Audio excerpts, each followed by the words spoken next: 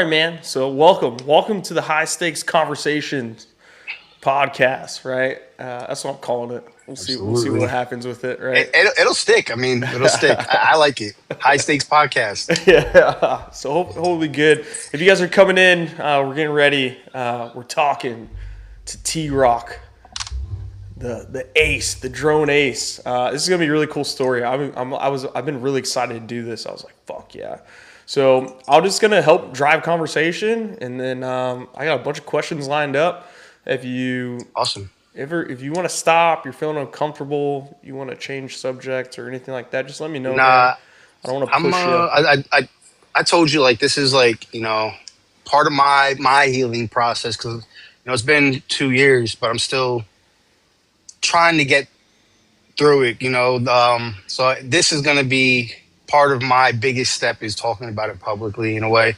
Um, so I'm using it as a tool for myself, not only as it like an opportunity for you to get some engagement with different people, but for myself as well, to help out that broader span of people with like that or may have issues talking about stuff, to let them know as well that like no matter how severe or how minute the situation was to them at that time or is now to them, like it's okay to talk about it. So 100%, 100%. You got a cool story anyway, so this is gonna be awesome all around. Even before we get to the war story part, everyone's gonna love that. But so first, just start off with just tell us who you are outside of the TikTok username T-Rock.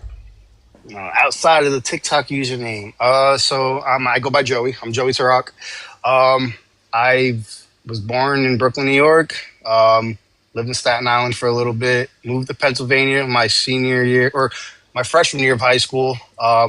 Bethlehem, Pennsylvania, and then tried the college route a little bit. Wasn't my thing, so I kind of navigated that for about a year and a half, and then I had a kid, and then I decided that I come from a background of military. My dad was a Marine, grandfather was Air Force, my great grandfather served under MacArthur in the Philippines. Yeah, the lineage is there for for me to go into the military. I tried joining the Marines at the time, but because of my tattoos and stuff like that, they were like, you either remove them or if you can't cover them with your hand, like you can't join. So I was like, all right, cool, whatever. I was like, F it, maybe it's a sign I'm not meant to join the military. So I kept working, did concrete work. I did like security work, I was, you know what, let me just try joining the army. Let me see if I can get in there. And I got this outstanding recruiter. He was a staff sergeant at the time, Sergeant Reeves, and he was like an electric chief operator for I forgot what his actual was, 15 series. He worked on helicopters. He was like an electrical sergeant or whatever. But he jumped through hoops to get me into the military.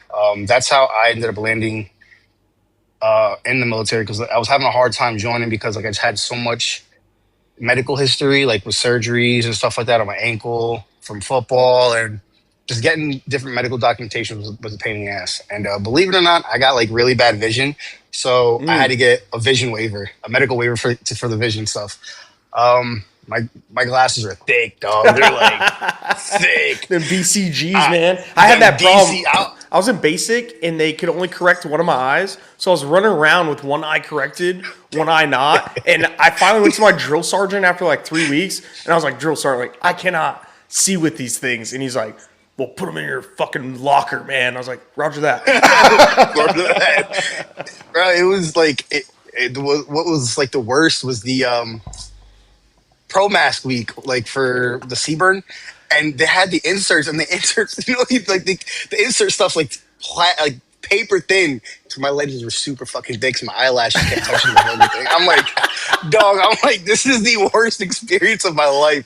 So I got through anyways, I got in, my medical waivers came back after 2 months, right? And I joined up, and I was like, well, I don't know what the fuck I want to do. I was like, look, I just got done doing concrete work, coming off of that.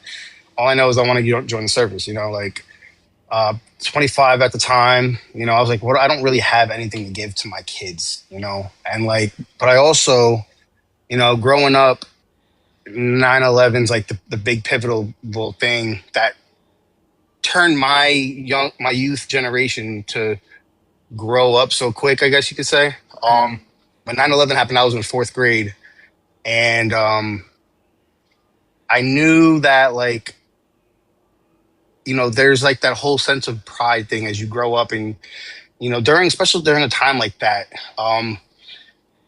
Growing up, going to school, I think I mentioned it. I over text to you, like seeing like the truckloads of debris getting hauled to Staten Island because that's where I lived at the time, and it was just you knew what it was, but you didn't know like the severity of it until like when you got a little bit older. Like I said, I was only in fourth grade, and come to like as the year went on, I got to like middle school now. I'm sixth grade or fifth grade now. I'm not in middle school. I was next year later. Stuff still happening. One of my classmates, his dad was a firefighter, and his dad he ended up bringing like a cross that was completely like melted. It was like a steel cross. It was like melted, but the cross was still there, and he brought it wrapped up to school, and it's crazy because I can't remember nothing. I have the worst memory. Like I can't. My wife will tell me to go get water. I'll walk away for 5 minutes and I'll forget what I was going to get. But like these things like burned into my brain like through my whole entire life. And it's I kind of knew at that point that I wanted to join the military at that young age, but I just didn't know that I really wanted to join. If that makes sense. Yeah. Until I realized, like, all right, now I got a kid, and I want to give everything that I was given from my father to my family, and I didn't have that at the time. So I was like, you know what, let me push real hard as I can, and do what I can do to join the military. So 2018, I ended up finally being able to join the military. I originally signed up as a 13 Juliet. So back in the day, it used to be Papas and Deltas. Yep. Well, now I'm a 13 Juliet. So Combined. I've combined series, baby. I've dealt with rockets. I dealt with MLRS, and I dealt with the cannons, towed artillery.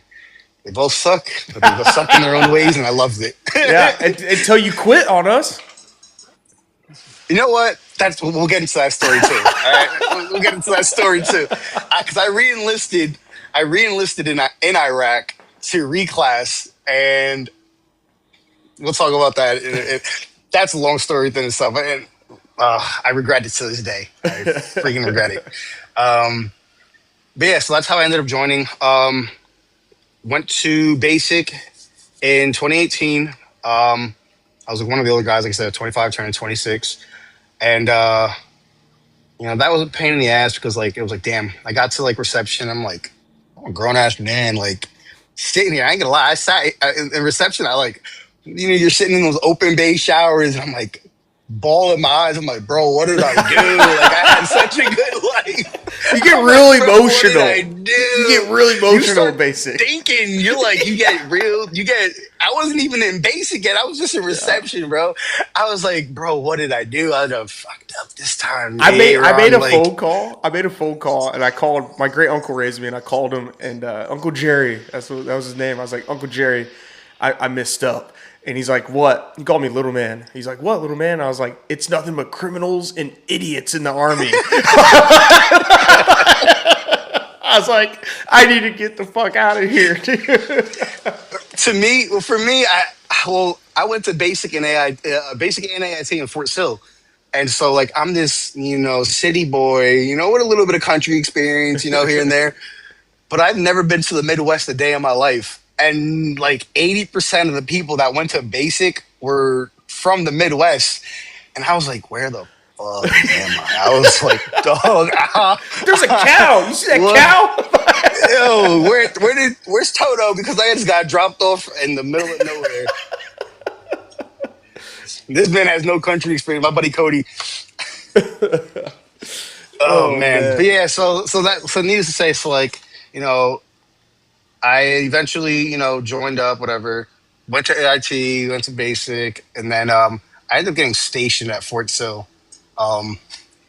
for after OSUT, Oh, that which is funny because sucks. like, yeah, my wife, we came out, for family day and whatever, and was like, I really would hate to get stuck here. This place really sucks. I was like, yo, you just locked this in for you just sealed our fate. Like, sure enough, like let's say like a month and a half later, like after or like a month later, like we got our orders in AIT, whatever, our projected spots. I called my wife, I was like, hey, like you kind of screwed us. We're going to Fort Sill. Shoot. And it was it was different. So like ended up moving to Fort Sill. Finally, me and my wife Nicole, we got all of our shit, moved. Had no kids besides my oldest from my past relationship at the time, and pretty much was there for 2 months. And on the way down, I got like a call. I was like, they were like, hey, like we're going to Korea and you're going with us. I was like, what? I was like, what? My chief was like, yeah, you're going to Korea, dog. I was like, dog, I'm literally moving down. You can wait till like I at least got down there. Like I could have just not had a house and like saved money. Like, but yeah, I ended up having a house. I ended up living in a hotel for like 3 weeks. Finally got a house, moved on to base, and yeah, that's the start of my career in 2018, 19.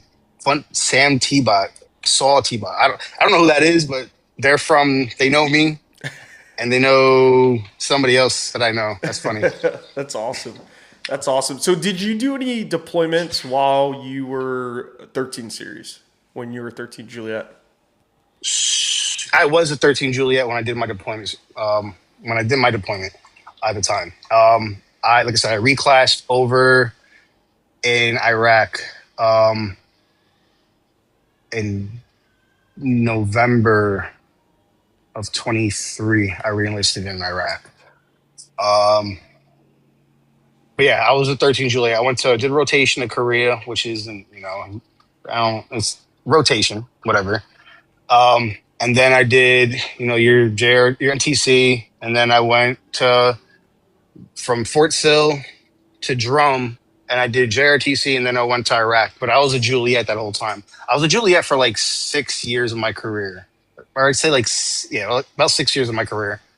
Then I reclassed, and then I became a 12 November. Okay. Okay. Awesome. At the time that you became an ace, though, you had already reclassed? September, October. So I had already signed the contract, but I haven't gone to school. So I Okay. was Okay. still, I didn't go to school until the October following. Like we came home in April. I went to school in October. So October of 24. We came home in April of 24. Went to school in October 24. So yeah. So I was still a Juliet. So, like, even the Army article calls you an engineer. The engineer. That's Yeah. crazy. That's pretty wild. Yeah. That's pretty wild. So set the tone set the tone for us. Like, so what was your initial like mission, right, or position that you held when you went on that deployment? So backtrack a little bit. So as a Juliet, the system that we used for deployment is very similar to, in a way, in the sense to the AFATADs, right? I don't want to know what I can and can't say on here, so I don't want to like Yeah, 100. say percent everything. But if it's an acronym that's like out in the public, I'll say it. So because of that, they grabbed like the best, like handful of the best Juliets that they thought would be best fit for that role, and they made teams. So like out of my unit, they made three teams. They had like a first shift, second shift, and a third shift. I was like the mid shift, so like it was like whatever. I forgot the hours, but it was like 8 hour shifts. But it was like every single day of deployment. Like I didn't have one day off, which is sucked. But It's deployment. It sucks. we, yeah, It sucked. It sucked. But everybody was like, "Yeah, I got off to them. It's fucking nice. I got off, whatever, man." But so they grabbed like the handful of like the best Juliets that they thought would best fit into these Bach positions. So I got dealt that role because my chief was actually my battle NCO. Um, so he put me in that role, and then he kind of divvied up the rest of our teams and the other roles and that fit into the BDOC. That's how I kind of landed that role as a Juliet in a nutshell. No, that makes sense. I mean, you talk about AFATADs; those systems use computer systems.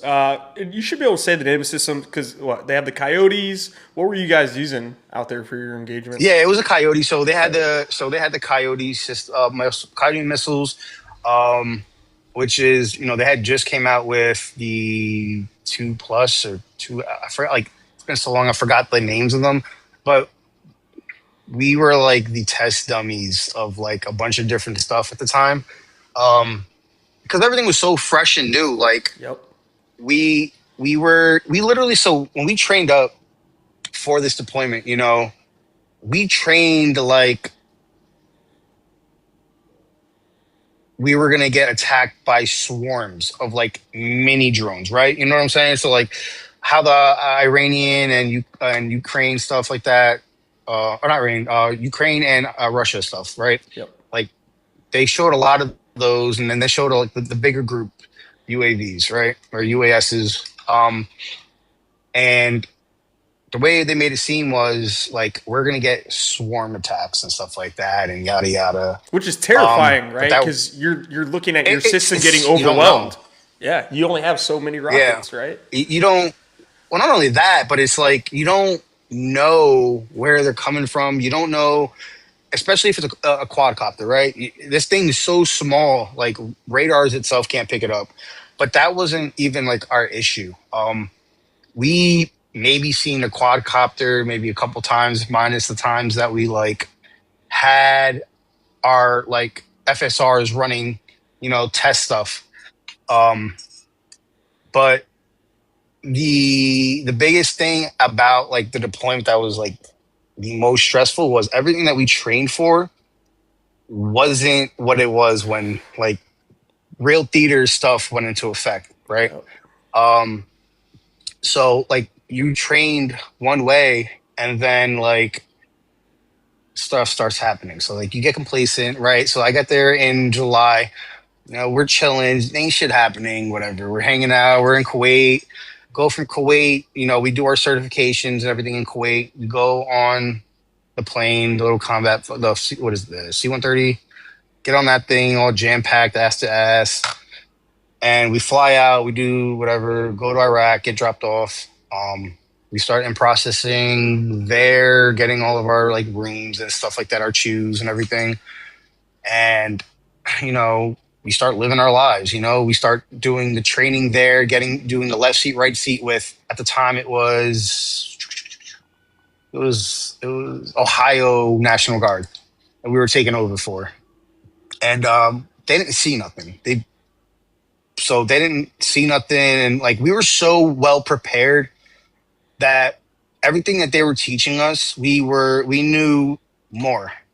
We were like a step up, but we couldn't step on their toes because they were the ones that were in the seats for so long. Like we couldn't be assholes and be like, look, dog, like we've been training for this shit for like 4 or 5 months now. Like we know our stuff. Yeah, Which especially wasn't the until the case RIP tow because until the RIP tow is yeah, conducted, yeah, and they formally kind of hand over the reins to the next unit, right? exactly. So they're still kind of like in charge. You got to listen to what they say. Yeah. But once the RIP tower took over, went into effect, and we took over, and we assumed the responsibility. Um, they all left when we took over. You start building your own little system, right? Like you're still getting used to stuff, whatever. You're getting used to the environments. You're trying to understand how to, live your life out there on deployment, right? How are you going to make this work for the next 9, 10 months for you? And I, just, you go to the gym, you eat at the DFAC. You play spades with people, cards, and I personally I hate spades.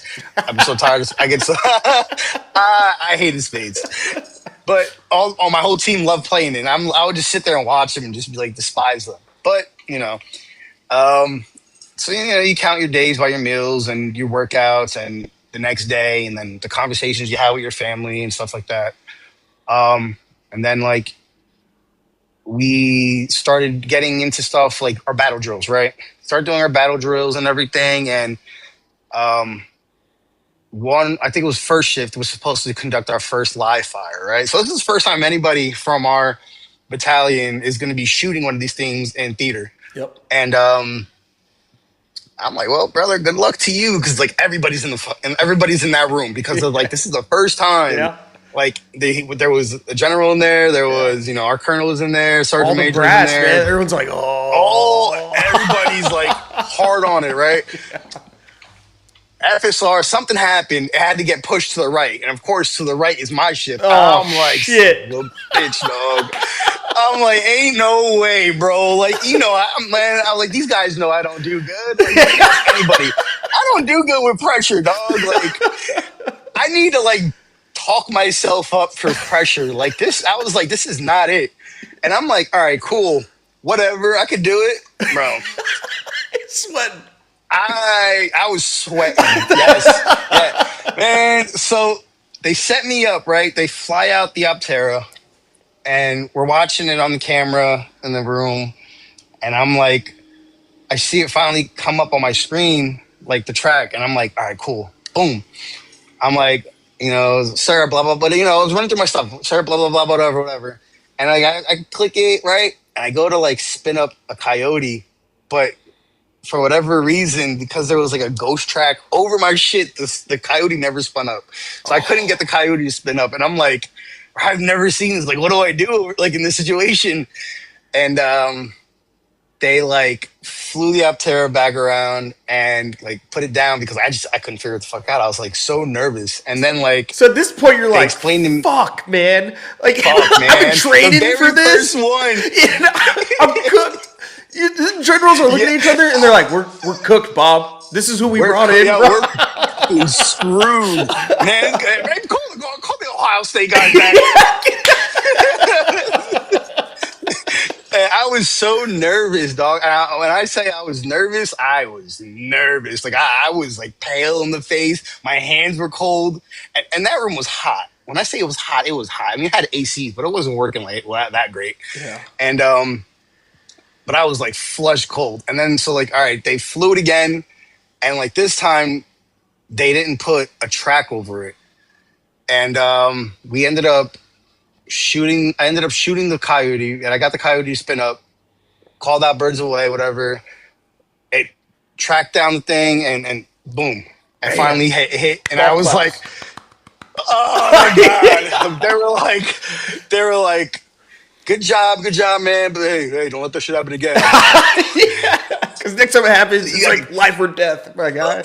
Yes, man. I was like, God damn, thank God this shit ain't real. Thank God we weren't coming into like it being hot on the block. You know what I'm saying? Yeah. Like, but we ended up like, getting comfortable after that because we did our battle drills. You do your like Alamo drills and stuff like that and everything else, and So I went around, it was July, August, September to mid-October. So like 3.5, 2-ish, 3-ish months, like nothing happened. We got complacent. You get your daily like reports on what's going on in the area, who's here, who's there, who's not, And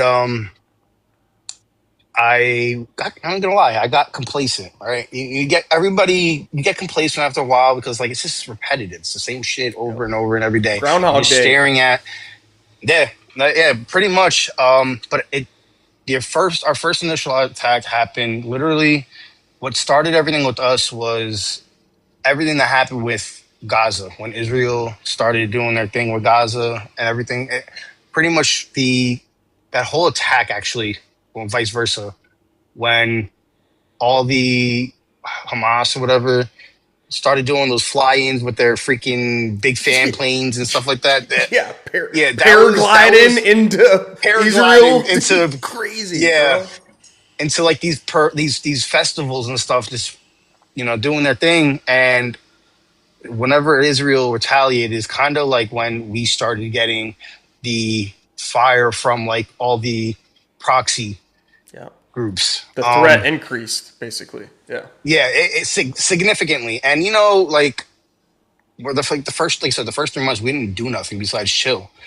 Um, Fucking, I'm sitting there drinking green bean, going to work, like, like living my life. I was like, cool, I'm fucking getting per diem.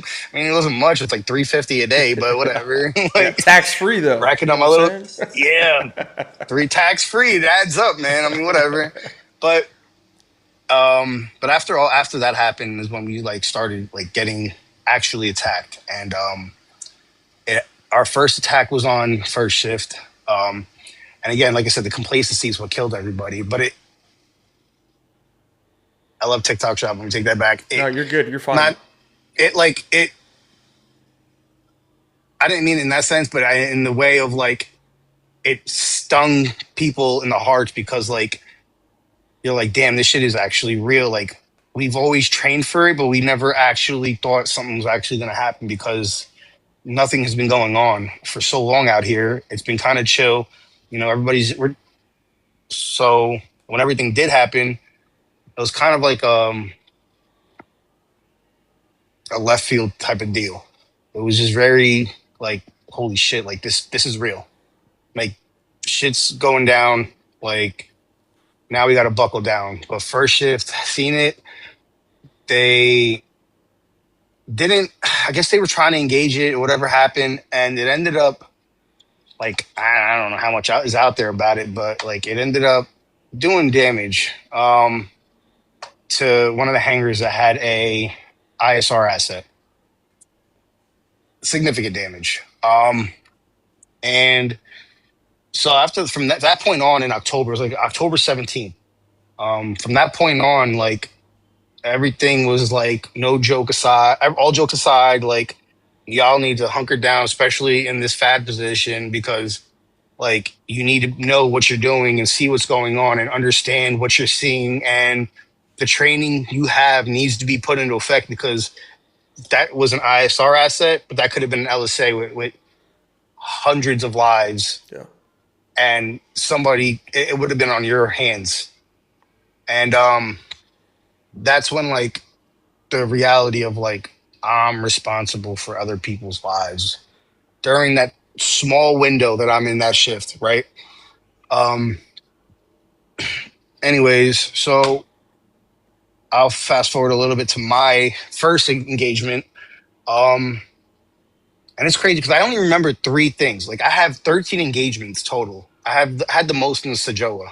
I call it the unfortunate shift. I wasn't a lucky person because I had 13 of these things. I was just the unfortunate one that had them during the shift that it came Wrong in. place, wrong time is what I like to call it, Wrong man. place, wrong time. Great for my career. Like, needless to say, but the first time I had an engagement, like, I'm watching my system, right? I'm watching my computer screen. I'm looking, I'm like, what is like watching the screen? It's at like 15K out. Click on it. It's like everything is like what it reads is like, oh shit, like this is something. So I start calling out people. I'm like, hey, can you go to Saluda, Grade, blah, blah, blah, blah, blah, and like check and see if you see anything flying in that area. Boom, I see something, and so does the ISR person. I call it up to my battle captain, and I'm like, sir, like, blah, blah, blah. He's like, fucking instantly, mark the track hostile, call up ATC, blah, blah, blah, and whatever. And that was like the first time I had an engagement, and it was a what the hell was I'm not sure. I don't know which one it was, but it wasn't the Dorito. We called it the flying Dorito. Yeah. But it wasn't that one. I forgot which one it was. But needless to say, like that was my first engagement, and I was like, oh shit, like that engagement went successful though. I had no issues. Did you have any hesitation Sometimes at all? Like any slight hesitation? Uh, to be honest, no. I had the most hesitation when it came to my first like fail. When my one of my coyotes failed. The missiles like it was counting down, and like this thing's getting closer, and I'm watching the track get closer to our base, and I'm watching like this thing just packed with fucking explosives, like just fly closer and closer. And I'm just waiting for this coyote to spin up, and then it fails again. And I'm like, at this time, you're like, oh fuck, like 2 out of 4 of my coyotes on this pallet are no fucking longer operable. I got 2 more tries on this because my other one is not going to make it all the way around in time. So I shoot it again, and it finally goes off, and it had just made it to the point where it almost crossed over into my safety zone where it wouldn't have made contact. It would have just arrow terminated, but I was good. But yeah, that was like the only time I've ever had like real hesitation, like of anxiousness during my first times. And after that, I kind of like talked myself down. I was like, I just need to get it together. I needed really just needed to just build myself up because that took so much to me because like all I kept thinking about was what if something happens? What if something happens? Um, like I said, it ended up working, but like that was like our first line of defense. Like I was our first Yeah. line of defense. And then you always have obviously the CRAM and whatever. Yeah. Um, With your first so engagement, how did it like was it like pure delight, just like triumph when like your very first engagement, you went through, everything went well and you like I don't know, I've never worked coyote, but you hit the fire button and it's like you watch the engagement. Was it just like, fuck yeah, we it did it? was, yeah. In a nutshell, I was like, and it was like enjoyment because like that was my first time after I had this bullshit ass experience with this test fire, like, the bad experience with this test fire. And like I took it, changed it, learned from it, and I used those skills and I used it in a real life scenario. And I was actually able to 100% effectively do my job. After the adrenaline came down, though, it kind of shook me because I was like, damn, like that was my first time. Granted, last time I seen it, I was in a bunker. This time I seen it, I'm on shift. Like, I don't know where that thing's going. God forbid I can't get to it. I don't know if it's going to the airfield, LSAs, you know what I'm saying? So it was like a relief, but it was also like an eye opener personally for me. Like, I'm going to have these engagements too. It's not just the first shift or the last shift, you Yeah. know? Yeah, it brings on more stress because you're like, fuck, Yeah. I Yeah. am needed, right? I'm not on the Yeah. easy shift, quote unquote, right? Like and Yeah. obviously you fucking got after it, right? Because you 13 total engagements, successful engagements. 13. So I had 13 total successful, and then I was credited with like half a fucking one with, I had to walk on to an F-15 with my JTAC. So, Oh which that was fuck, kind of you! cool. I think So you did a talk on that was dope. onto a in Yeah. it. What? F-15. Yep. Dude, Yeah. you're talking And to they, Ford Observer, bro. It's hard enough to do target talk-ons, bro. You did it on so something that was moving through the air? That's yeah. insane. What? Yeah. Tell us about that. That, so that, Fuck. so, so we had, so that engagement was actually pretty wild. So we had multiple, um, attacks that day. So backtrack a little bit. Yeah, We yeah. had word from our S2 that um, you know, we're gonna get X, Y, and Z, blah blah blah, attacks. We're gonna get 3 of them, possible, rockets. And we're like, all right, cool. Got 2. We took down the 2. Um, didn't get any IDF or nothing like that. So like we're like, all right, well, we're just fucking sitting there waiting. Just waiting, I'm just working the shift. I'm just watching this fucking thing, waiting for something to happen. And like we see something pop up and it comes on my screen, but it was in like a shady part of our things where like radars weren't picking up really too well. So Mm. like it was one of those areas where like you weren't know if it was like a real track or false track. Um, come to find out, like the track that kept going on and off, like I told our JTAC, I was like, hey man, like we have any jets in there? And he was like, yeah. So I was like, you might want to get somebody over to this area to do a flyover to see like if they can see anything. And sure enough, like they had something in that direction because like the way it was flying, it flew in towards us, but it was gaining altitude. So it flew in towards us and flew around, but it had just flew in far enough to get into our radar zone to fly back out because it was going to a Uh, different base. It was going to Erbil, I think. Um, so I ended up talking them on as to like grid locations and stuff like that as they went, and so on and so forth. And they ended up um, being able to shoot it down from like the backside of it as it was flying, which is pretty dope. when you're doing like the talk-ons with the JTACs, because like 13 Fox here, and we got Crash Out Draco. He's one of my old fisters. He's a first sergeant now. He got all hyped. We got all hyped when we heard that. So it's like, so you're given grid locations like last known that you spotted off your radar, Yep. like direction from, he knows where you're at, obviously. Direction from you, Yeah, heading of the I'm giving like aircraft, speed. I'm giving it's like the going. bearing, altitude, Yep. range, speed. Yep. I'm giving the bars and bras, Yeah. whatever you want to call it. I'm giving the bearing, range, altitude, speed, last known location, where it's going, what direction, path Yeah. it's flying in. And that's So like, I'm tough. just giving all that data. People don't realize Yeah. how hard that is to do, especially when target's moving, right? It's a lot easier to Absolutely. talk people on locations when something is just stationary, Still. right? It's Yeah. not moving, right? When shit is moving, I mean, you have the best It's hard. resources to do it, right? You got a manned, cast system, right? That's flying around. Yeah. It's a little bit easier, right? We're not shooting artillery at a moving target, right? Or mortars, right? That's crazy, Right. though. That's freaking Yeah, wild, bro. man. That's freaking wild. Did Yep. you have any multiple engagements? I guess.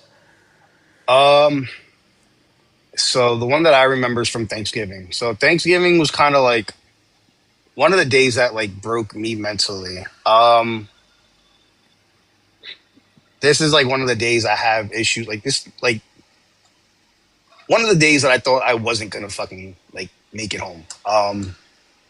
We we were doing so well with all of our engagements and everything. Like we were the most successful base. Like when high profile people would come out to us in Al Assad Air Base, like everybody felt the most safe and secure at our base because we were the most successful um, base with all these engagements.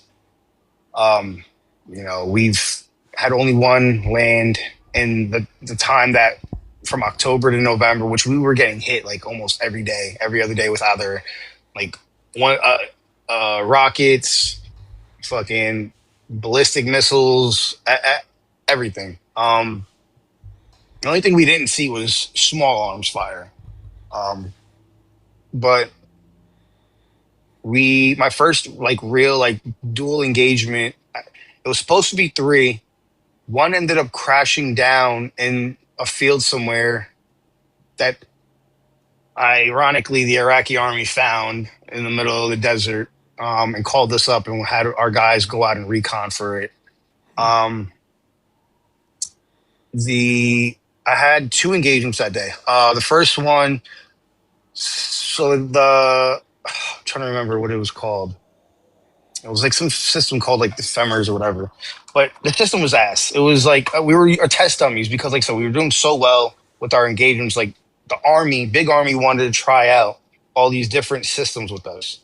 And long story short, the system was not it. It did not.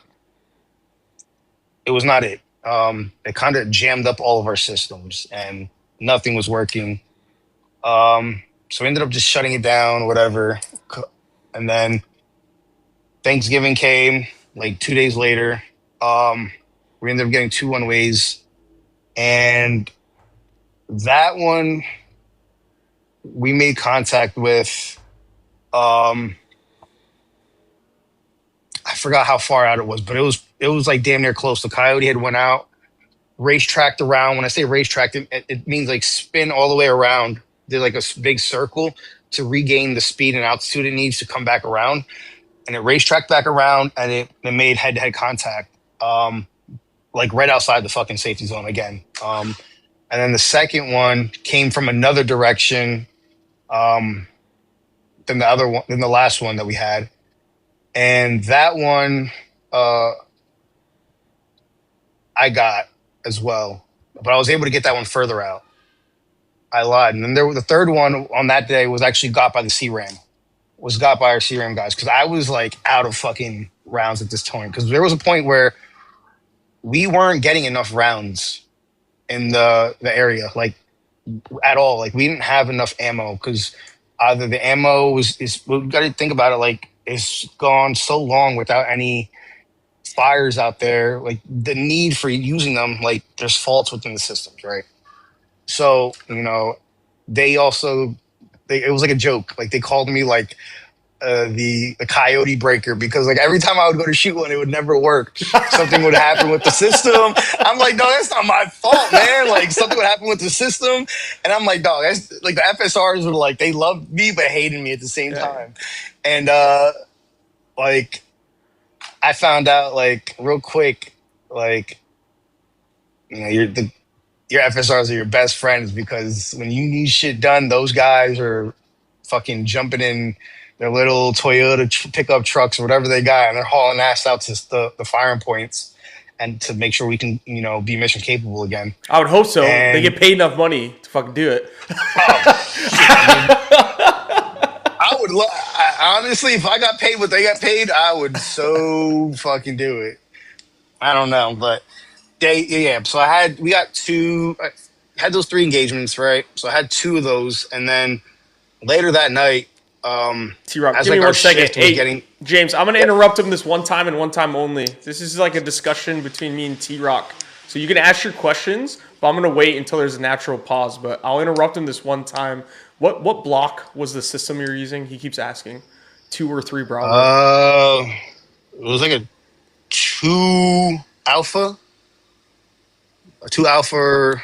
I don't remember the blocks, but it was like a two alpha. We never used the threes before. They weren't even like in the Sajoa at the time. So My bad, T-Rock. Go ahead. Sorry no, to you're good. cut you off. It's all right, James. I just wanted to let you know. People are coming in. If you guys are hanging out in the chat, just let them know. If you guys can just help me out and let them know we're just having a discussion right now.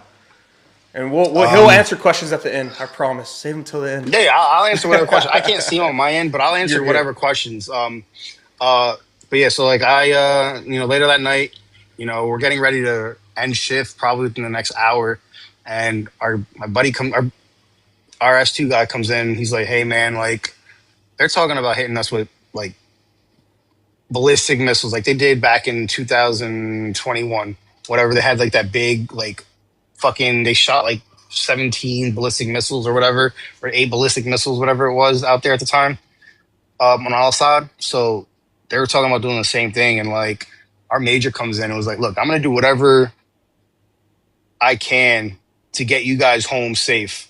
Like I promise you. And when stuff like that happens, you're getting a theater ballistic missile, like everybody goes to the bunkers and we run on a skeleton crew. And unfortunately, like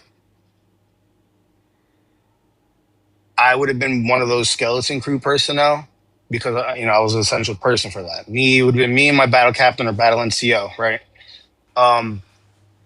So hearing him say stuff like that, like it really messed me up. And at that point I realized like I need to make a phone call to my wife. And like, I told I was open. I was open with her through Signal on my chats, like, hey, like, we're getting attacked. Just letting you know before you see it on the news. Because at the time, like, our very first attack was on fucking Reuters in like 30 minutes. I'm like, how the fuck is that even possible? Like, so I couldn't even hide the fact that like we were getting attacked.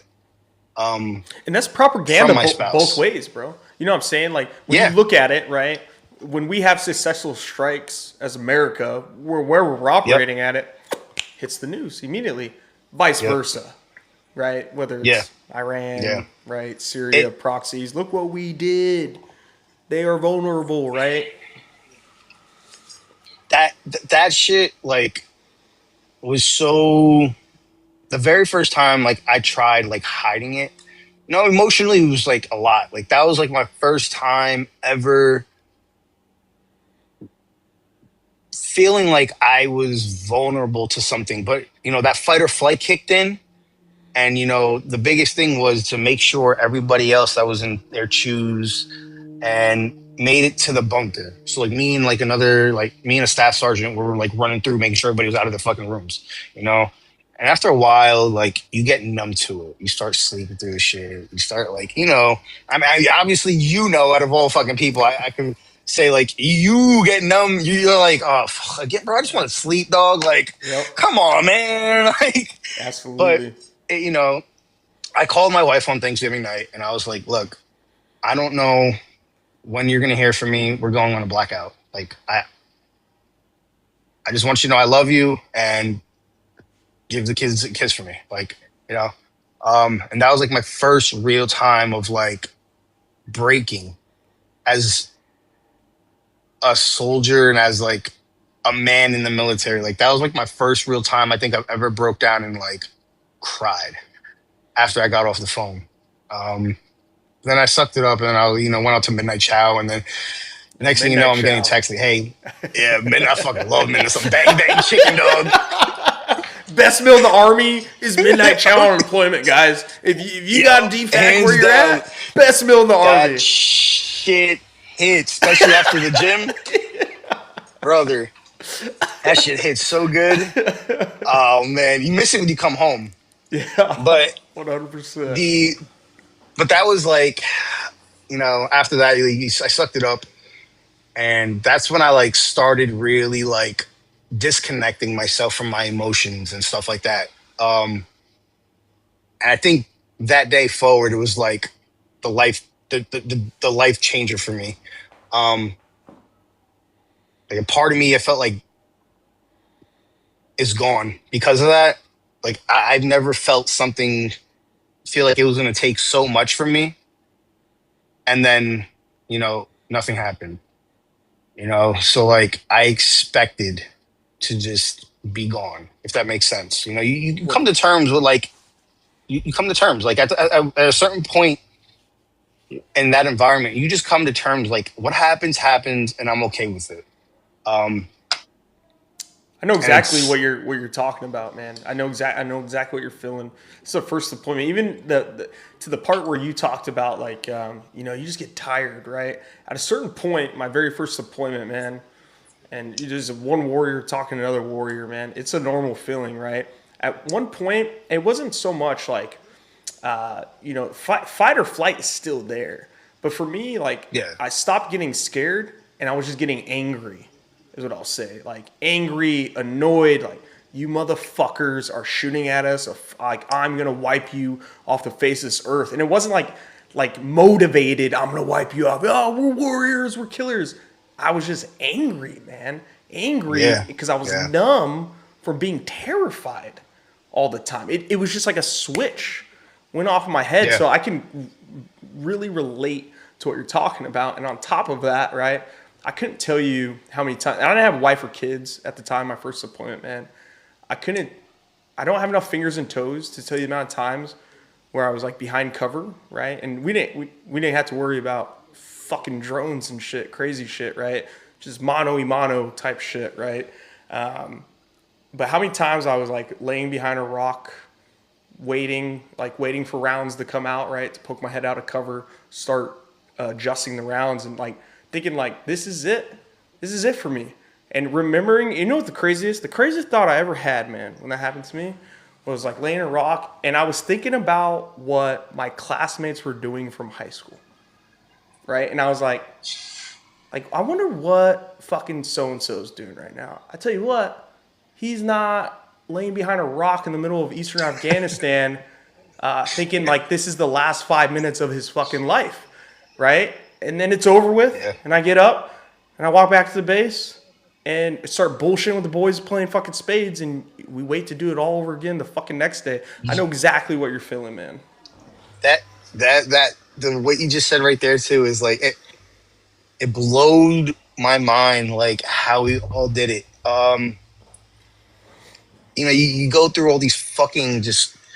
I'm sorry, I don't mean to curse. You But can like cuss, you man. go We're through all warriors, these. bro. You can cuss all you want. We go through all these like these hard things like these.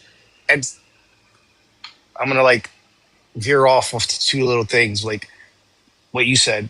One is like you go through all these things and like stressful moments, and then later on in the day, you just act like it never happened. Which the human mind, it just blows me. Like, right? Like, it just blows my mind, like how we do that. And then the second part, like the other part that I'm going to veer off to is like um, when we had all that happen and everything. It was funny because like I laugh about it now with my battle NCO, which is like my best friend now, Henry Garcia. He's like my fucking like I can call him and be like when I'm going through some shit and be like, hey man, like I just need somebody to talk to, dude. Um, and he'll pick up. And the we got done with our engagements. We got done listening to our major give that big speech about like, you know, I'll do whatever we can to make sure you guys get home safe, right? And we get into the car because we had to drive the little fucking minivan back to the LSA because they had moved our BDOC to a different location. And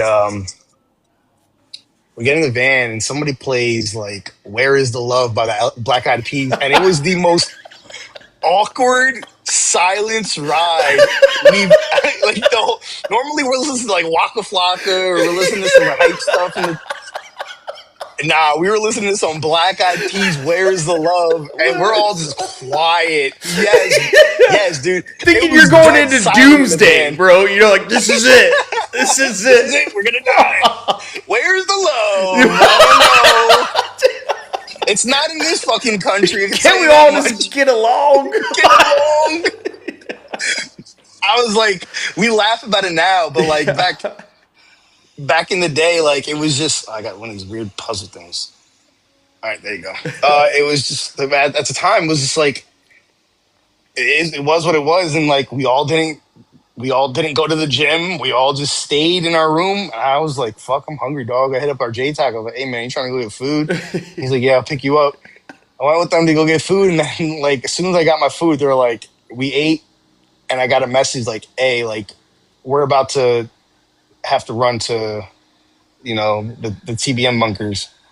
And sure enough, as we're driving back, it was like a mile away where we were, and you hear it over the speaker, like the ballistic missile imminent in blah blah blah, 45 minutes, whatever.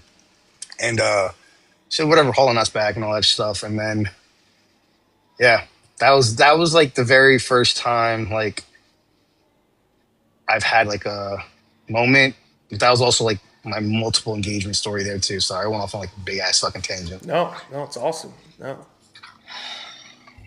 That took a lot out of me. I'm like fucking that was hard. I ain't gonna lie. Like that that shit.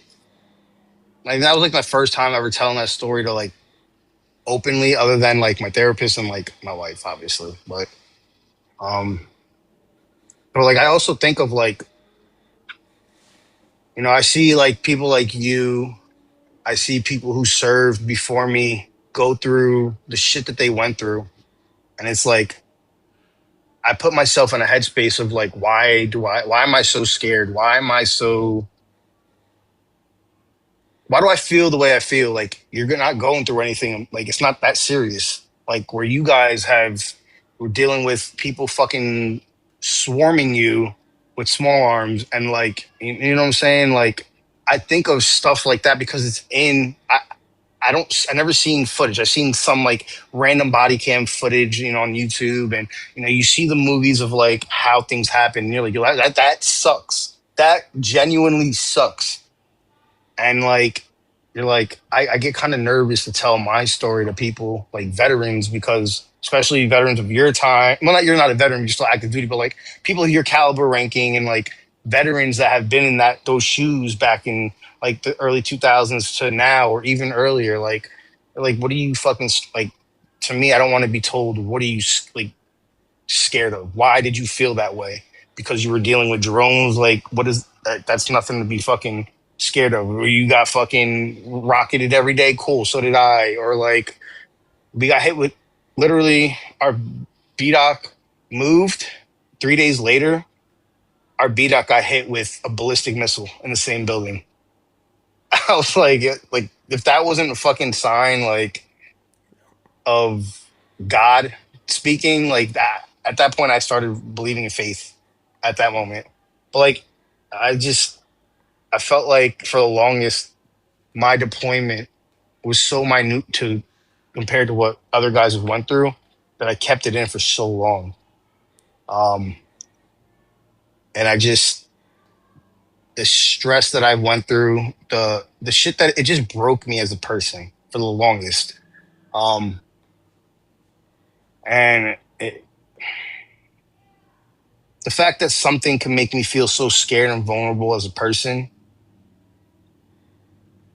and I have no control over it, it just fucking broke me. No, That after that 100%.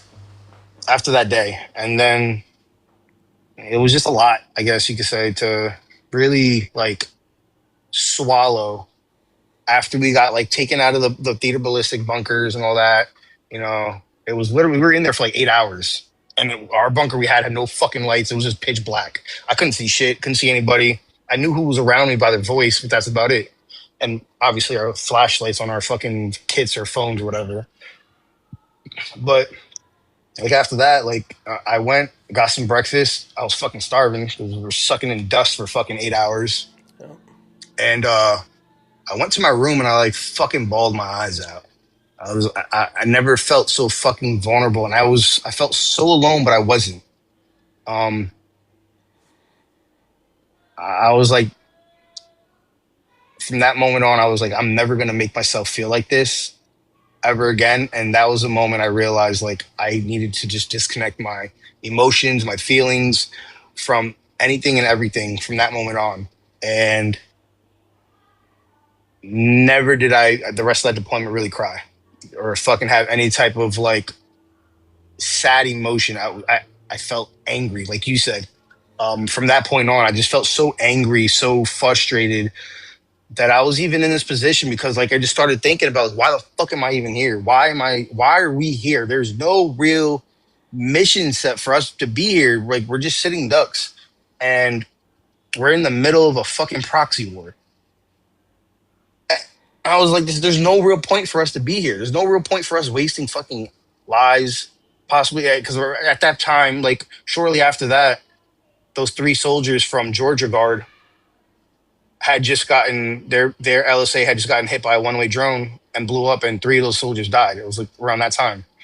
They're all engineers, and we all felt like it was part of our fault, even though it wasn't our base, but it was 10th Mountain, and like it just we felt as if we took it personal, you know. Survivor's guilt. Survivor's guilt. Yeah, 100%. Yep.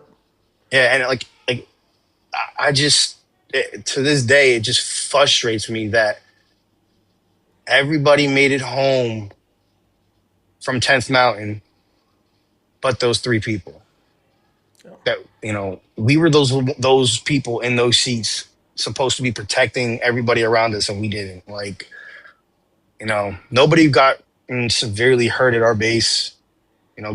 Minus the minor like head concussions and stuff like that. But like, that like played like a major fucking like thing on me to this day. Like I'm just it's a lot to take in. Just thinking about the fact that like I could even tell what I went through to people because these people can't do it anymore. So like, No, it's all heavy stuff. I want you to know one thing. Some people were in the chat saying it. Those are normal emotions. When I say normal, normal for guys like us, not normal civilians, right? And there's PTSD, right, on the civilian side and stuff like that. But when you talk about emotions of war, right, survivor's guilt, right, is a huge one, right? The starting to question, like, why are we here? I went through those thoughts too, man. And people ask me like, I get asked that a lot, like, like, what was your why? What was your why? I don't even remember what my why was, to be honest. When I first joined the Army, outside of like, I didn't want to go to fucking college, right? I was not some super patriotic man, anything like that. oh yeah, that Warhawk, bro. That Warhawk The tells it all. Warhawk, right? The Warhawk. my why became, and like you really don't have a choice in the matter when you're deployed, right? But it was like at a certain point in my first deployment, we were just there protecting each other. We were in a bad Yeah, hundred place percent. at a bad time, and we were there for each other, right? And that's where that Yeah, survivor's guilt comes from, right? I've yeah, dealt with that a 100%. lot. Very similar situation, man. This is not my day, but I have your story gives me a lot of relatable things. My first deployment, we had a catastrophic blue on blue, is what I'll say, and it was my platoon that was on mission, but we tried to rotate the fisters when we could. Like there was points where I was Right. out on like OP Restrepo for like 45 days at a time, and there's no hot showers, there's no hot food, there's no internet, there's no phones. So they would try to get me out of there like every 3 to 4 weeks, and we'd rotate another fister up there, right? And that was my platoon though. That was my platoon, and I had rotated off of Restrepo, and they were going on a mission, man. And it was just catastrophic. Sergeant Pinich is his name. Silver Star recipient, amazing individual. They got into a tick. It was like a multi-platoon mission, right? And Right. the fister on ground was controlling mortars and 155s. And at a certain point, he got uncomfortable. And he's like, hey, like, I'm not comfortable. I can't distinguish between the two right now, right? I don't know if he was like doing an echelon of fires, one with the 120s, one with the 155s. Long story short, he check fired. The FSO like came over top, sent a correction right on top of the fucking platoon. He mixed up the 120s and the 155s, and I wasn't like on mission. I wasn't working in the fire cell. I was on like recovery from Restrepo for a 24-hour period. And I felt so fucking guilty about that. I was like, I should have been there. I would have never mixed up those fucking rounds. I was angry at the FO. I was angry at my FSO. I was like, I should have been on the fucking fires desk. I could have corrected it from the fires desk. I would have caught that. I know fucking fires. And it took me a long, long time to deal with those emotions. And what I've learned, man, 19 years in the Army, like, it is war, right? Yeah. And there are some things that are so out of our control, and that brings up what you also talked about. The first time in your life when you're like, I cannot control what the fuck is happening.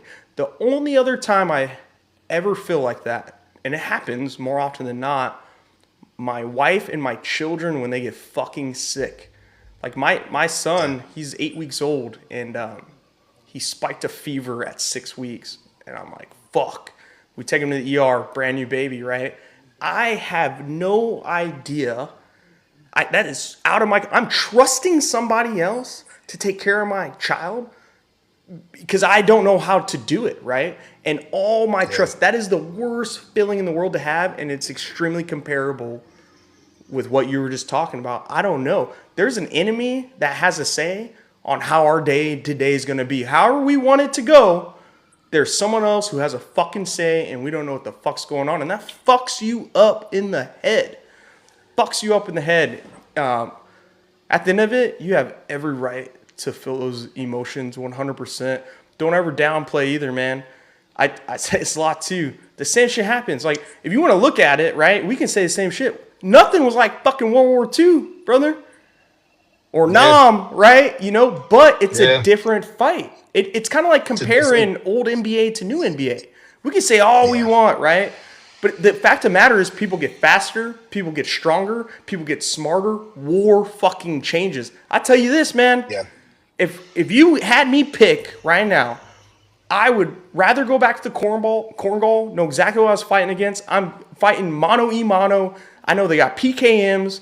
I know they can move through the fucking tree line like ghosts, and there's a possibility that I'm going to see eye to eye with a motherfucker at any point while I'm on patrol, and we could be at hand-to-hand combat at one point. Compared to fucking unmanned drones fucking flying in and not knowing, bro, there is no difference in the risk, right? Yeah. You have a It's chance just a to different type of fucking die. risk. Exactly, man. And it's Yeah. all the same. Whether it's a drone coming to fucking kill you or it's all human beings trying to fucking kill each other, right? So Yeah. don't downplay it, man. Like you tell your story, especially if it helps you, man. Say it. It took me a long time to do that too, right? It's almost like a reverse. Like the veteran community has a bad time of trauma measuring. I think when you look at warriors, it's almost like a reverse thing. Like I don't I don't want you to feel like I'm trying to one up you, right? I got some very high Yeah. No. No. rewards No. No. myself, you know? No, I'm saying that's what I would think. How you didn't want to share Oh. your Oh. story. It's like, man, Yeah. they've been through worse. I don't want this guy thinking I'm one upping him or anything like that. But Chris, man, Yeah. Chris, the real Chris, man, he's the one who taught me like sharing your stories helps you recover too. And don't ever be afraid to tell your story, brother. I appreciate that. That like hearing that from somebody else is actually beneficial because like I said, I'm just now going through this whole trauma processing stuff and like just my first time publicly speaking about my feelings of everything and what I went through. Um, and I was there till from fucking July of 23 to April, yeah, April of 24. So like I was there that whole time, and like the first 3 months and like the last month, nothing happened. Everything else in between was like every other day or every day except for Ramadan for like a week or whatever the fucking however long that it was. And you know, the only other day that I really remember is like I think it was January 20th. Man, when you're looking at that system, you see everything, right? You see shit flying 35,000 feet in the air, shit flying like coming in, landing. Like you see everything. You see trash flying, birds flying.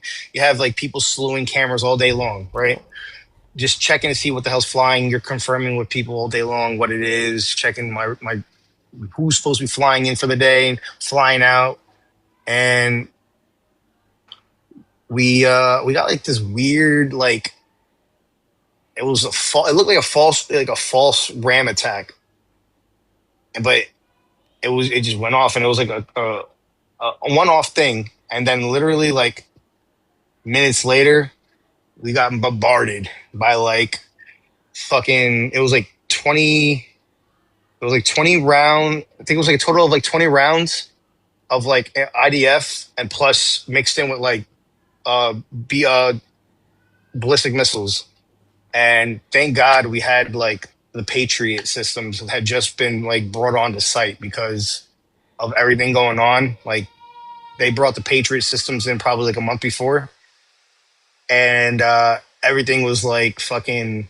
Just that day was one of the last worst day I've ever had there because like it was just nonstop coming from fucking every direction, and then like you're seeing all this shit just fall, debris falling onto the British's fucking firing point, debris falling onto LSAs, and just falling everywhere.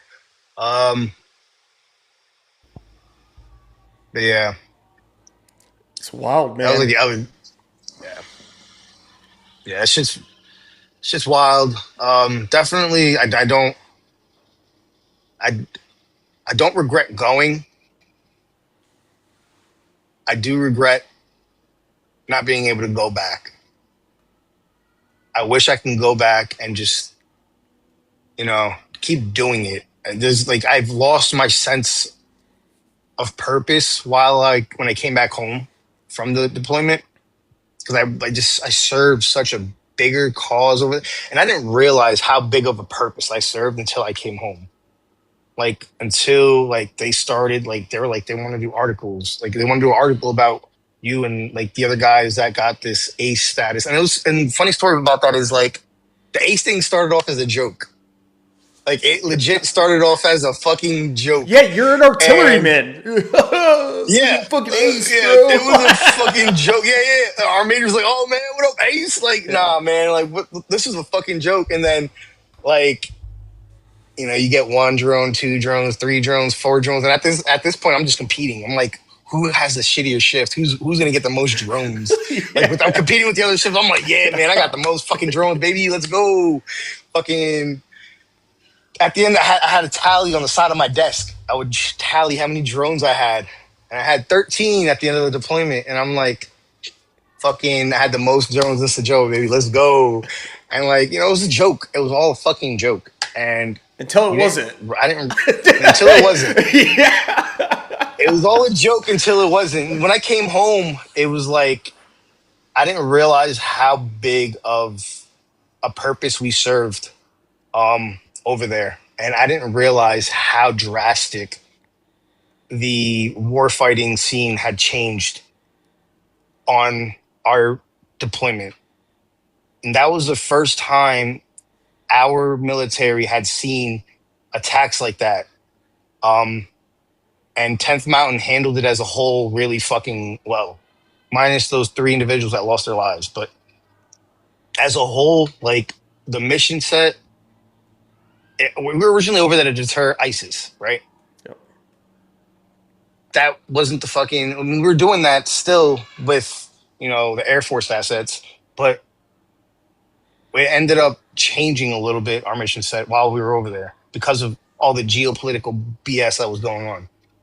But we as a whole handled it really well, and I didn't realize, like I said, how important our job over there was until I came home. How drastically I saved, like, not only my own life, but like other people's lives in those 8-hour windows that I worked. That people would tell me, like, look, man, I feel comfortable sleeping when you're on shift because like I feel like I can trust this shift more than X, Y, and Z. Like it made me feel good knowing that I did something to make other people feel secure during a shitty time. Yeah. And it didn't really hit until after. And I think that's when like I started really having a hard time with everything, and like I kind of spiraled and crashed out over like the last year and a half, I would say, and just trying to like make myself feel normal again. And it wasn't until recently that I just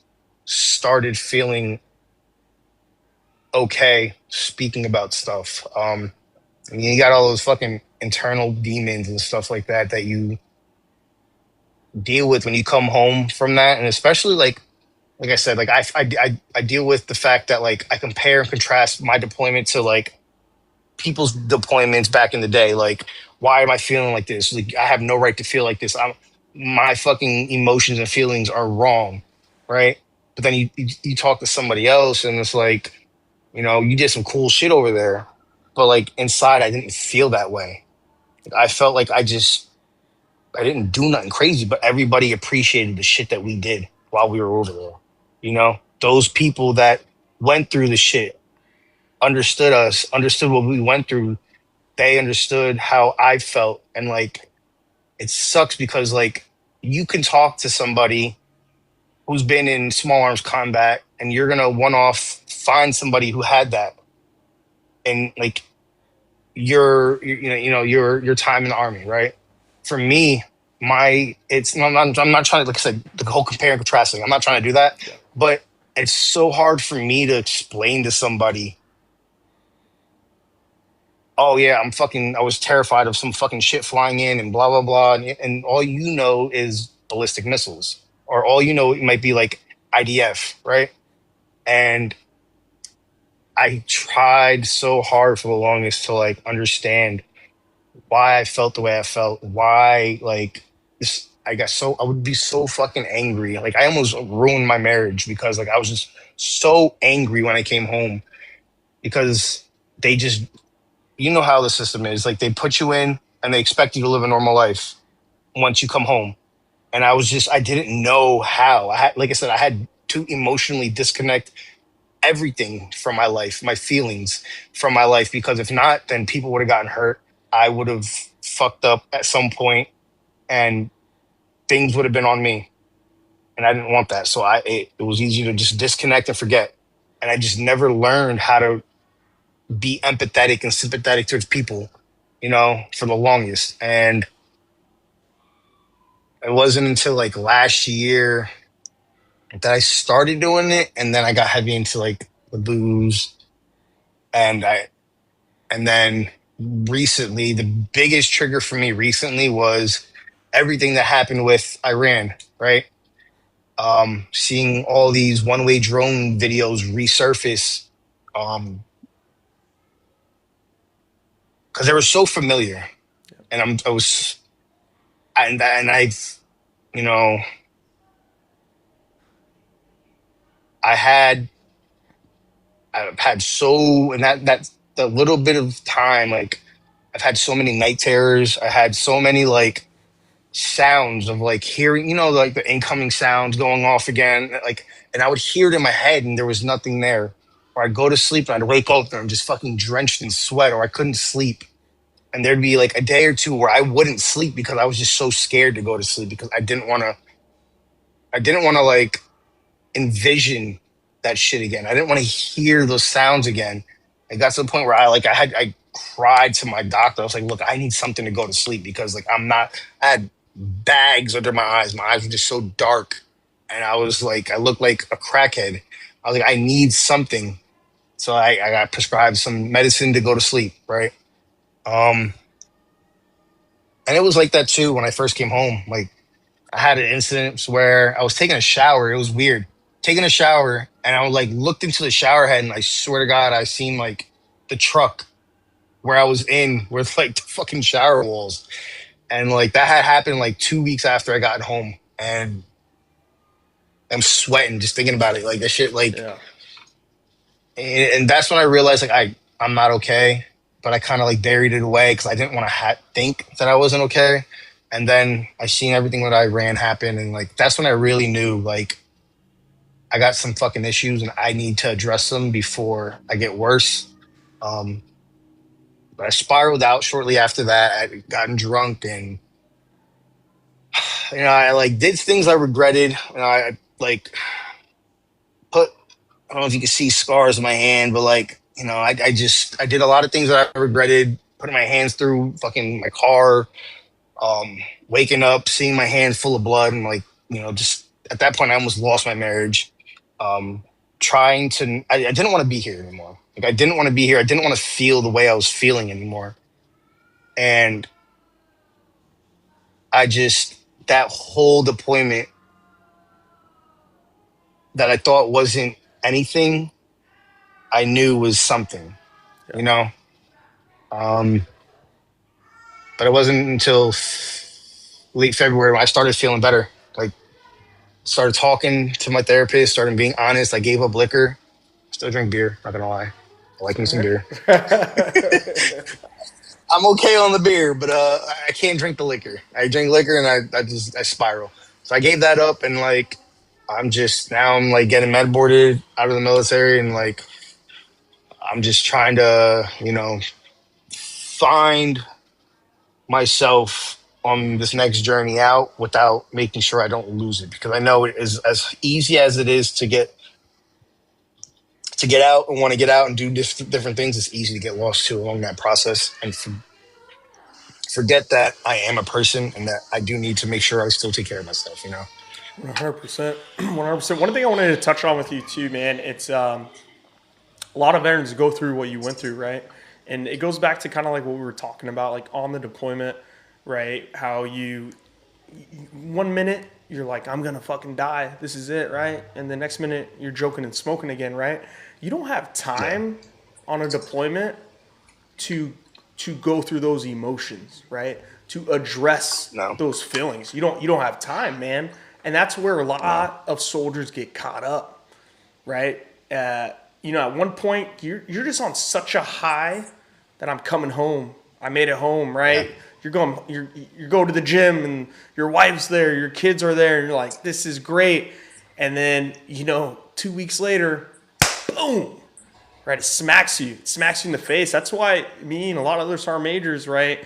People, talk about it all the time, like, oh, my leaders never advocated for mental health, right? And like holistic health. And that's why we're advocating, because we experienced it, right? We experienced it. Yeah. We know what soldiers are feeling, man. And one, I'm proud of you, man. That everything Appreciate from that. cutting out the liquor, right? Proud of you for coming on here and talking about it, right? Whatever helps your journey, man. It takes so much courage. I don't think people realize that, especially like, how raw, right? That's raw emotion, right? That you're talking about, like those feelings that we face during a deployment, and we're so used to burying them on deployment that we're like, we'll Yeah. just keep it down there. I did it for a whole year, right? I put the face on for a whole year. I'm a warrior. I can do it rest of my life. Eventually, it's gonna get you. I was one of those guys, man. And as soon as the deployment started to slow down, right, and all of a sudden it's like, oh shit, I'm not training for a year and then heading right back out. That's not happening anymore, right? Boom. I was starting first class, man. I looked my wife in the face, and it's the same thing. It's affecting my marriage, and I was like, I'm gonna go get help right now. I got those same scars, brother. Right? You talk about top of that risky behavior is what I'll say. Stuff I'm not gonna say on a public platform. I was very Yeah. lucky throughout my military career, is what I'll say. Whether it was leadership looking out for me, or was it just not getting caught doing dumb shit, right? I was chasing. It's like you're chasing that high. That same feeling about you saying like, and I think that's what you're gonna get to when the regret you made of reclassing, right? Because you kind of mentioned you wanted to go back, Yeah. right? So I felt that. I yeah. posted a video, man, and the topic was during Memorial Day. I was making the memorial videos, and it's almost like a guilty feeling I would have, like I miss being there, and I never understood like what it was. Later in my career, what I realized, that same reason I told you while I was on deployment, like why are we there? For my brothers and sisters to the left and right of me, right? And I think that's the only reason why I stayed in the military, man, was I was just how you were. You're just like, oh, nothing's gonna happen. I was the same way, man. I was like, oh yeah, sure. Our big thing was like, we're not going to Iraq. We're going to Afghanistan. Oh man, why are we going to Iraq, right? Boom. Worse than Iraq. Fuck, bro. Right? Like I was like, oh, Worse. send my ass to Now you got- Iraq, bro. Like, no, now you it's got all hard mountains fights, and right? shit. It's all hard fights, just different kinds of fights, man. But that feeling you felt, we have all felt it. I promise, man. And like I said, dude, I'm super proud of you coming on here and sharing with us. Did you want to hit on that subject about the regret you had reclassing? Oh yeah, I mean I can. I mean, yeah, I fucking when I reclassed, so like I reclassed, like I'm sitting behind this computer screen for 8 hours a day, and I'm like, dog, I can't do this shit no more. Like I just need to get the fuck out of this. I want to get out of the army. Like, fuck this. Like I'm just so tired of this shit. So I was like, I'm gonna reclass. My sergeant, I talked to my sergeant major. I was like, hey, sergeant major. I was like, look, can I speak to you? Like, just get some like soldierly advice. Like I just need some legit, genuine advice. I was like, hey, like I really want to reclass. Like I'm done with the artillery world. It's like you're gonna regret it. He goes, I wouldn't advise you do it. Sergeant major, like fucking hard on artillery. Yeah, Fucking, absolutely. he's like, I wouldn't do it. Yeah, king of battle. He's like, I wouldn't do it, but what are you gonna do? Like, look at the points, blah blah blah. How you're gonna look at the points. What's the career track like? Blah blah blah. Like, Yeah. I was like, whatever. I was like, I'm gonna fucking do what I want to do. I don't know why I asked him. He didn't give me the answer I wanted. You already knew the answer. You know. You knew your own answer. You were looking for validation. He didn't give it to you. What does he know? I mean, yeah, he's a sergeant major. Whatever. Fuck it. I'm just reclassed anyway. Fuck it. I'm gonna do what I want to do. Yeah, I'll show you, Fucking Sergeant reclass. Major. Yeah. No. He was fucking right. I was wrong. I wish I could tell him now. I was fucking so goddamn wrong, man. I was so fucking fast tracking the six, or like, man, I fucked up. But I reclassed, and I was like, all right, cool. I'm gonna reclass the 12th November. I'm gonna get out, get me a job, doing fucking heavy equipment shit, and it's fun. I love pushing dirt. I'm kind of special, I'm a little slow sometimes. I like pushing dirt. And I was like, damn. I found myself like before my shoulder surgeries, like I'm gonna fucking reclass. I'm gonna go to become a 13 Mike or something. Fuck it. I'm gonna become like a 13 Bravo. I might do something. I was always meant to be a gun bunny. You know what I'm saying? I wasn't meant to be in the back of an FDC and shooting fire missions, but I was decent at it. But I was like, And I'm just reclass, but I regret it every day because like I reclass, came to Fort Stewart, and bro, my like career progression slowed down so fast. I came to like a sustainment brigade. I was like, what the fuck is a sustainment brigade? What's a company? Where's the batteries? Where like how does this shit work? This is the upside down of the army. I don't even know what the fuck is going on. I gotta like be sensitive and caring to people. I'm like, y'all don't understand. Like, this isn't me. Like, I got in trouble like 3 times for like smoking soldier. I was like, dog, there ain't no fucking way. I was like, I need to go the fuck. I need to get the fuck out. Or I need to go the fuck back. I tried going the fuck back. It wasn't working. So I was like, you know what? I'm done with the army. I'm tapping out. You win. I'm gonna go get these surgeries on my shoulder. I ended up, I needed 2. They wanted to do a 3rd one. I'm like, nah, fuck that. I'm already getting out. They were like, you want the med board? I was like, fucking sign me up. Yeah. Put the gloves in the middle of the ring. Yeah. All right. So, you know, my stuff, it's all about leadership, mentorship. So I'm going to ask you a couple questions, man. Okay. How important was mutual trust? Because you talked about you guys were set up in crews, like 3-man crews, correct? There was 1, 2, Battle Cap, Battle NCO, me, RTO, Fires, P-Hell. P-Hell is a dope ass thing. Palletized high energy laser.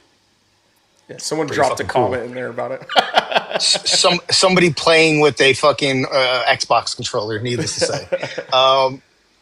And then there's the so like 7 people total Okay. in our crews. How 6 to 7 important is people. mutual trust inside a small team like that? Highly important. Highly.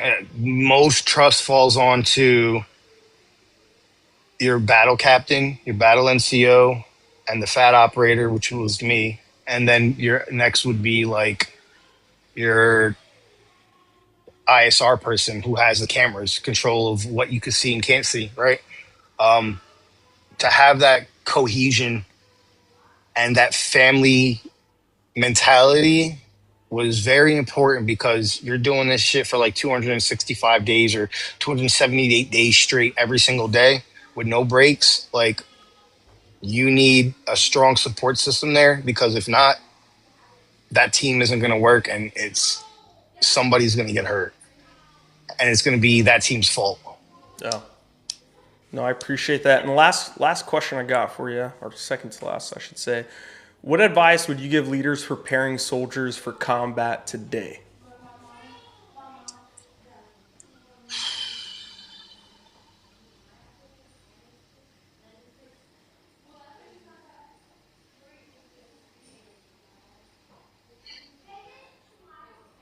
That's a hard question. Shit. And just thinking back from what we talked about, right? And yeah, that's exactly what I'm doing right now. And understanding that yes, we need to have military bearing, right? Military bearing is very important, right? That's what the army is built off of, right? It's the standard, right? You're expected to be that way all the time when you're in uniform, right? But when you're on deployment, you only take that uniform off maybe a couple hours out of that day, a handful, maybe 4 to 5 hours, if that, right? And don't forget that there's people inside of these uniforms that, yes, train them up, train to fight. You're fit. You got to be fit to fight and all that. But at the end of the day, like, understand that if you make that environment comfortable, there's less likely to be mistakes and less likely for there to be tension within your team, or even if it's just like 3 people, whatever. Understand that there is humans behind that rank. And I don't know if you know Dirty Bird, right? Whatever, forgot his name. Dirty Bird. He's like a master sergeant or whatever. He used to be on here a lot. Forgot what he was. But he used to push heavy for like humanize the rank, right? I'm not saying humanize it like completely, like forget the standards, forget the rank, forget that You know, there's order behind it, but don't forget that there's people in these positions that do have feelings and emotions. Don't gotta. I'm not saying that you need to be completely like, oh, come here, let me coddle you, but understand like be an open ear for somebody to talk to. And I know that there's a lot of hard on people out here that are like, oh, quit being a little, whatever, blah blah blah. That's not always the fucking way to be an NCO. Like there's soldiers that need that, and then there's soldiers that need a little bit softer toning, but will still be that fucking rock hard person for you. You know what I'm saying? Yep. So just understand that there's different types of people out there that need different ways to handle things. The better you treat them, the more you understand them, the more you know how to properly address them, the better fit they'll be for combat for you, and the better fit you'll have for when you come home. I love it. I love it. 3 rapid fire questions. You don't got a lot of time to think. Go. No explanation, right? Coffee or Go. energy drinks? Energy drinks. Best NCO you ever had? Sergeant Chizinski. Worst NCO you ever had? Ooh, shit, Sergeant Zworsky. Great friend. Great friend. Great friend. Sergeant Zworsky was a great fucking friend, shitty NCO, and I tell him that to his fucking face. Sergeant Chizinski, I'm fucking boys with both of those motherfuckers. Shitty ass NCO, great friend, great NCO. Fucking love them. I love them both. I'll tell them to this day. You're a shitty ass fucking NCO, but you're a great friend, man. Favorite MRE? Ooh. It was what was it? Chicken pesto pasta, whatever. That shit Nice. hit. What is your most favorite deployment memory? My most favorite deployment memory. It had to be when we were all fucking just. We would all just hang out and kick it, and just. We got with the Texas guys. We went up to by the airfield. They had like this cool little area where we all sat down. And we were all just smoking cigars and just chilling, kicking it like nothing was going on. And that was the most normal feeling I felt that whole time I was out there. Saturdays are for the boys, right? Yes, it was. Last question I'll ask you, and if you don't mind, I think there's a couple of people in the chat. We can bring them up in a box one at a time. If you want to, we'll give them like 10 minutes. I'm good with that. What is one thing, if there's one thing that you want people to remember, right, about Sergeant Tarak, what is the one thing you want them to remember about you? I gave a shit about the soldiers that I had, and that I did what I did more than what I needed to make sure that they were good. I've always looked out for my soldiers, and that's one thing I'll always say is I tell my soldiers all the fucking time, don't worry about what anybody else thinks of you. Don't worry about the person to the left of you or right of you when it comes to your career, because at the end of the day, your career is what matters to you and nobody else, because your career is what's going to keep you going. I'm just one NCO in your path. There's going to be multiple you have down the road, depending on how long you stay in. But just know that your career is in your hands and that I gave them good advice for that. And I just want to be remembered for being an honest NCO and just being somebody who they can rely on through and through as a person and as a soldier. Fuck yeah, I love it, man. I love it. I got nothing else for you. So if you guys want to request up, I'll give you about 10 minutes, or ask your questions in the chat, his chat, my chat. If you want to request up and ask it, I'll accept it. If not, Did you ever? I don't know if James Rick's still in here, but did you ever try the EMP coyotes? No, I did not. We did not use the EMPs. They weren't out yet, or they weren't in our area. If they were out, we didn't have them. James Ricks wants me to ask you. Sorry, I forgot. I can't bring up people in boxes. Unless we start battling. I don't want to battle. Can you ask him if the tables process was good enough, or what he would improve during it? The tables process. I'm assuming like certification for your engagements is what he's getting after. The certification process was very.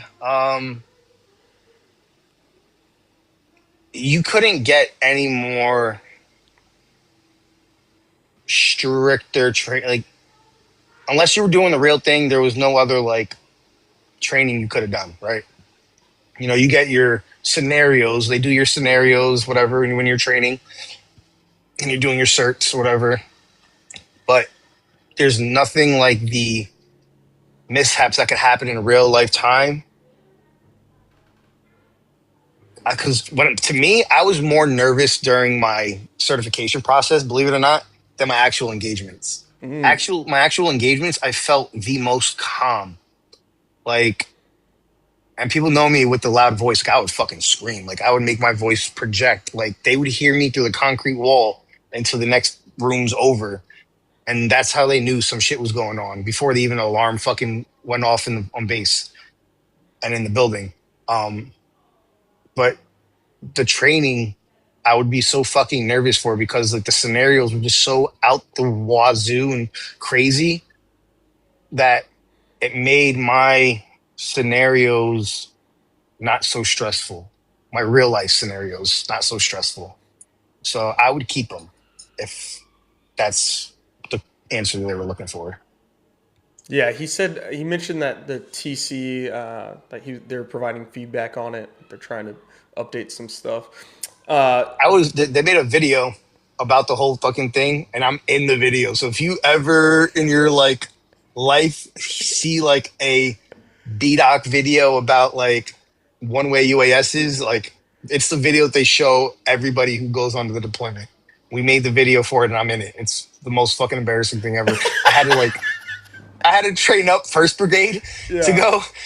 And I was like, during the time, they were like, all right, we're going to play a video. I was like, oh, fuck. And it was my time to come up. I was like, hey, I'm going to the bathroom. I'll be back in like 15 minutes. You're like, fuck, I don't want to be that guy. I don't want to be that guy. I don't want to see this shit. I'm embarrassed enough, dog. You're the fucking cyber awareness guy, man. Fuck, dude. Does anyone else have any other questions? Was he down there when Colonel split with the Fads, or were they still using one? Fads. That's what he said. So I know. So the FAD is like the AFATAG, essentially. It's that system. It's just another acronym. You need to fucking Google it, and it'll come up. But we used one essentially the whole time I was out there. And then, you know, there was another team that had one, but yeah, I don't know how far into the answers I can give. Yeah, I won't worry about it too much. Last question, was he using KRFS or Q50? So that's another question. I don't know how. Don't worry about it. Deep, I don't worry about it. If it's questionable, we just won't talk about it, right? Yeah, I don't know how much I could say. Like, I don't know, like those are obviously radars, right? Like, yeah. I don't know if I know Q50 very well.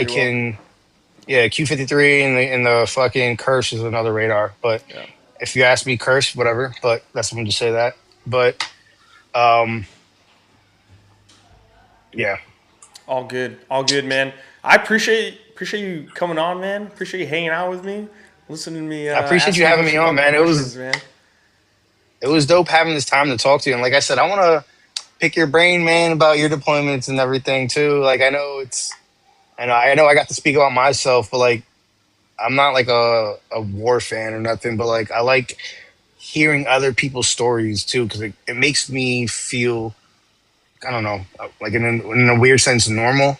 Yeah. You know what I'm saying? Like it makes me feel like I have somebody to relate to. So like you telling your stories, it made me feel good. Like made me feel like I'm a normal person in a sense. No, I appreciate that. I'm always willing to tell a good war story. I always willing. When I got enough time right now, maybe I'll do a stream on it. I'll let you interview me. How about that?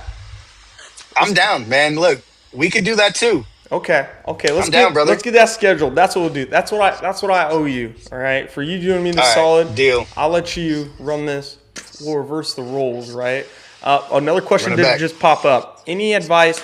He's not really 88. I mean, he's an ace, guys, but he's not. Any advice for a future air defense soldier? Air defense? I mean, it all depends on what you're doing, but fucking do your job like your fucking life depends on it, because one day you might be in that position where it does matter. That's the only thing I can say. And I think the thing to take away from, and I don't know how long you were in here, Venom, but is like he told us how many people went up to him and like they slept okay because he is on shift. So whatever job you do, just be fucking good at it because someone to your left and Yeah. right is depending on you. There is no job. I said this a couple of lives ago. There is no job in the United States military that we can just like do without. Is what I'll say. We have every Exactly. job No, in the military 100%. for a fucking reason, right? Yeah, right on. High key. Like you don't think about it until like I say this all the time. The army makes the most sense in a combat deployment area, but the army does not make sense in the fucking U.S. Like it's just, the army works abroad. The army does not work at home. I don't like, and it makes me so mad. Absolutely. And just like when I landed this last time, brother, I'll tell you with episode 1 I did, this stuff can be stressful, emotional, bringing back stuff. So just make sure you're good up here after this, man. Like, make sure you're talking to whoever you need to talk to, brother. If I like, you appreciate got to that. make a phone call, shoot me a DM. I'll give you my number. It doesn't matter. Make sure you got something. Make sure you go refill that up because it gets emotional. And anyone in the chat too, that brought back anything for you. You know, we have some serious conversations on here. So just don't be afraid to reach out to Battle Buddy, professional, right? Don't do no dumb shit, all right? Yeah, absolutely. You know, and same thing, vice versa for me too. Thank you for having me. I'm here too. I mean, I'm getting ready to get out of the military, so I myself I have time right now. So y'all need somebody to talk to, whether it be the middle of the night, whatever. I can do the same thing. Like I got Signal, I got WhatsApp, I'll give you my number. You have my messages here. Just shoot me a message, and I'm always down to help anybody out as well. You're not alone. Just know that. All right, brother. I'll catch you. All right, bro. I I'm going to appreciate talk you, to dog. Troll in the chat real quick. Later, man. All right.